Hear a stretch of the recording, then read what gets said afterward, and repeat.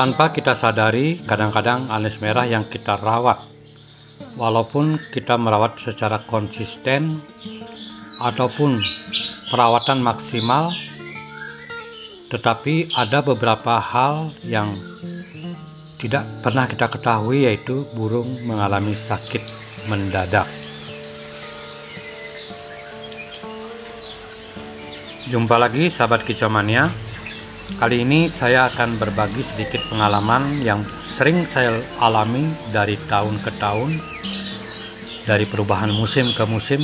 Kadang-kadang kita tidak mengetahui, walaupun dalam keseharian kita sudah menjaga kebersihan ataupun memberikan vitamin, pakan yang bagus, sangkar yang bersih, serta pola perawatan yang maksimal dalam pengembunan, penjemuran, pemandian. Tetapi satu yang belum kita ketahui, yaitu nyawa dari burung tersebut.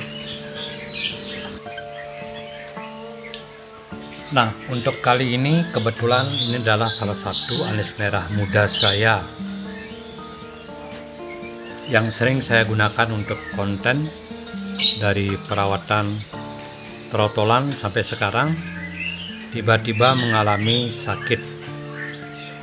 Nah, kita bisa melihat di sini dari kotoran yang becek, mencret, serta mata sayu, ngembung, sayap turun, dan bulu berdiri bagian leher atas. Kemudian burung tidak mau makan lahap, serta selalu di bawah, tidak mau nangkring. Tentu saja ini adalah salah satu penyebab dari burung sakit. Nah, langkah pertama yang saya lakukan di sini adalah mengganti pakan pepaya, yang biasanya saya kasih pepaya dalam perawatan 2 hari sekali. Di sini saya memberikan pisang. Saya memilih pisang kepok untuk pemulihan ataupun pencernaan burung, serta kandungan vitamin yang ada dalam pisang. Kemudian di sini kita harus menjaga sangkar tetap bersih. Usahakan untuk burung sakit, hal yang dilarang adalah memegang burung.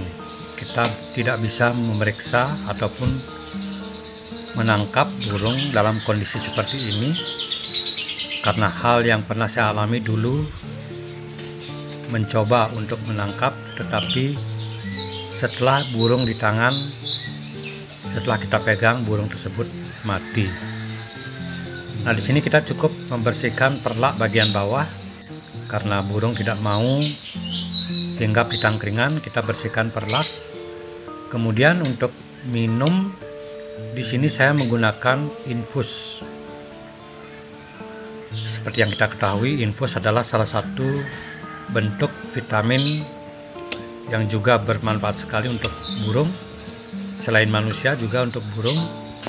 Sering saya lakukan untuk burung yang sakit ataupun burung yang macet.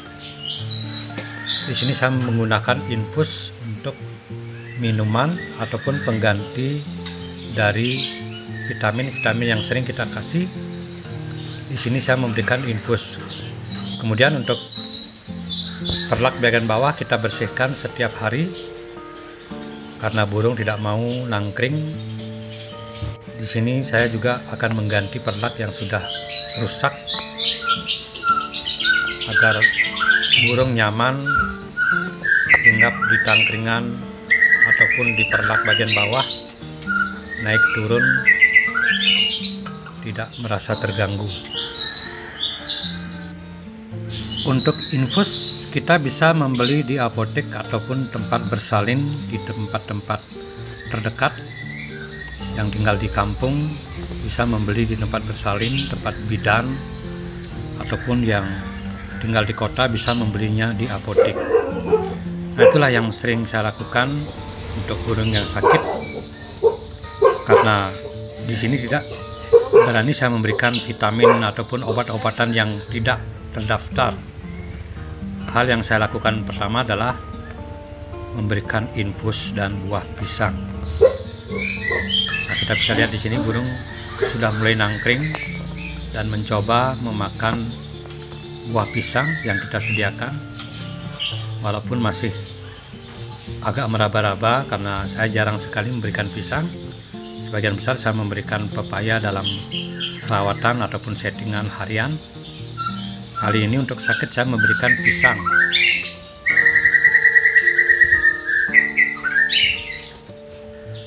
Untuk pengembunan di sini saya tidak merekomendasikan ataupun pemandian, penjemuran. Kita cukup mengkondisikan burung di tempat yang menyendiri. Setelah sangkar kita bersihkan, pakan kita sediakan komplit. Burung kita kerodong. Kita kondisikan burung menyendiri agar tidak terganggu ataupun merasa terpancing dengan burung yang lain. Kita bisa melihat keesokan harinya ketika infus sudah diminum dan mulai makan dengan lahap, kita bisa melihat perkembangan selanjutnya. Nah, ini keesokan harinya kita bisa lihat di sini.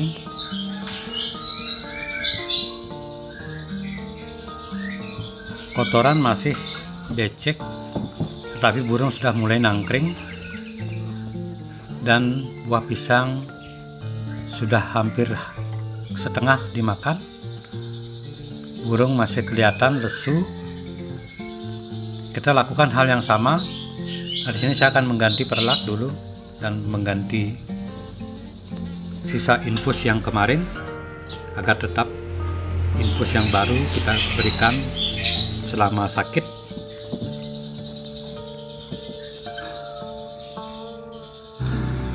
Kemudian ini hari yang kedua. Kita bisa lihat di sini kotoran semakin banyak, berarti burung sudah ada perubahan, yaitu makan dengan lahap. Kita bisa lihat dari kotoran dan sekarang sudah bersihkan. Ini sudah memasuki hari yang kedua. Burung sudah mulai lincah. Kemudian untuk pisang kita ganti dan minuman juga kita tetap memberikan infus untuk hari yang kedua. Perkembangannya sangat pesat, sahabat kicau mania. Dari 2 hari yang lalu burung lesu, ngembung, sayap turun. Nah, sekarang saya sudah berani memberikan EF, yaitu berupa jangkrik kecil. Tentu jangkrik ini yang sudah dibersihkan kakinya, serta jangkrik yang saya berikan herbal sudah dimakan sekitar 4 ekor saya kasih. Kemudian untuk pisang saya ganti dan pur saya ganti juga. Kemudian untuk infus tetap saya memberikan di hari yang kedua. Kemudian kita bisa memantau di hari yang ketiga. Semoga perubahan pesat terjadi pada anis merah yang mengalami sakit. Di hari yang kedua kita memberikan jangkrik pagi 4 ekor. Kemudian untuk sorenya saya memberikan jangkrik 3 ekor khusus untuk anis merah yang sakit, karena asupan gizi ataupun nutrisi masih sangat dibutuhkan sekali. Sama seperti kita setelah mengalami sakit, tentu makan yang bergizi. Nah, sekarang ini adalah hari yang ketiga. Kita bisa lihat perkembangannya yang sangat pesat sekali. Burung sudah mulai, ataupun tadi pagi terdengar bunyi cuitan ketika jam 6 pagi yang biasanya sebelum sakit saya embunkan. Ternyata burung sudah mulai lincah dan dari mata kita sudah tidak bisa melihat lagi mata yang sayu. Mata tetap seperti yang dulu, yaitu melotot, serta bodinya yang mulai agak sinset.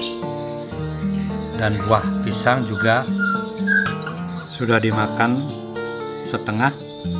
Dari kemarin saya memberikan setengah buah pisang, sekarang saya memberikan satu buah pisang, sudah dimakan setengah. Dan kita bisa lihat di sini burung sudah mulai reaksinya bagus dibandingkan dengan kemarin ataupun 2 hari yang lalu. Ini adalah hari yang ketiga,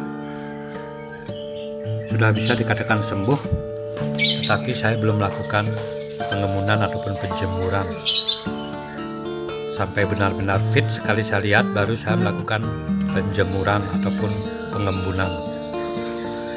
Nah, di hari yang ketiga di sini saya mulai memberikan beberapa vitamin. Kita bisa lihat di sini reaksinya agak galak sedikit. Itulah salah satu ciri-ciri anis merah yang mengalami kondisi tidak fit. Burung tersebut akan galak, yang biasanya terjadi pada anis merah yang mengalami bulu rusak ataupun mengalami luka, sakit, yang kebanyakan terjadi pada anis merah dalam kondisi galak.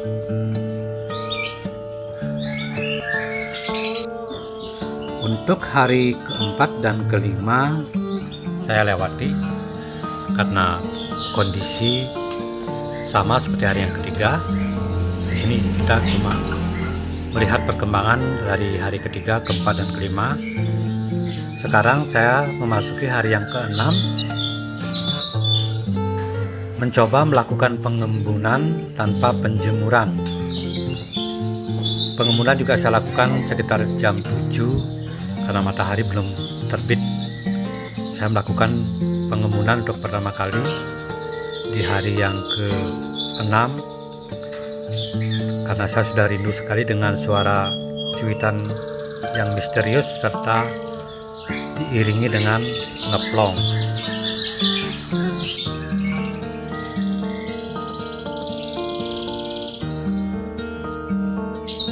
Nah, kita bisa lihat di sini gerakan dari burung sudah lincah dan mulai terbiasa lagi dengan lingkungan. Semoga cepat bunyi dan sembuh. Itulah yang kali ini saya bagikan untuk teman-teman, semoga bisa bermanfaat. Karena dalam merawat anis merah kita harus memahami karakter dari burung. Kita tidak bisa memaksakan ataupun menggenjot dengan pakan, dengan beberapa doping untuk mempercepat burung anis merah bunyi. Kita di sini cukup memahami dari karakter burung tersebut dan terbiasa dengan lingkungan. Kita lakukan pengembunan, penjemuran, serta mandi yang konsisten, maka niscaya burung akan cepat bunyi. Nah, demikian sahabat kicauania, kita bisa lihat di sini untuk pertama kalinya selama sakit, karena burung ini memang sudah sebelumnya ngeplong tetapi macet karena sakit. Jadi intinya burung sehat walaupun kondisi bulu belum rapi sekali karena kendala penjemuran belum saya lakukan. Semoga nanti cuaca bagus, karena sampai sekarang ini cuaca hujan masih ada, belum berhenti, maka saya belum melakukan penjemuran yang konsisten. Cukup merawat burung dengan memperhatikan kondisi dari anis merah yang mengalami kondisi drop ataupun belum fit. Sampai jumpa, semoga bermanfaat tentang anis merah dan murai batu. Terima kasih sahabat kicauania.